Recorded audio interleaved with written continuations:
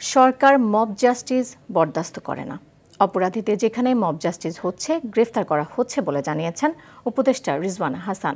সকালে সাভারে আয়োজিত বৃক্ষরোপণ কর্মসূচি উদ্বোধন অনুষ্ঠান শেষে গণমাধ্যমকে কথা জানান তিনি। এ সময় পরিবেশ দূষণ রোধে উদ্যোগ নেওয়ার কথা জানিয়ে উপদেষ্টা বলেন, মেগা প্রকল্প ছাড়াও ছোট প্রকল্প দিয়েও মানুষের উন্নয়ন সম্ভব। পরিবেশ দূষণ রোধে নিজেদের সচেতন হতে হবে। অনুষ্ঠানে সাভারে বৃক্ষরোপণের জন্য বিভিন্ন শিক্ষা প্রতিষ্ঠানের শিক্ষার্থী সহ সাধারণ জনগণের মাঝে 1 লক্ষ গাছের চারা বিতরণ করা হয়।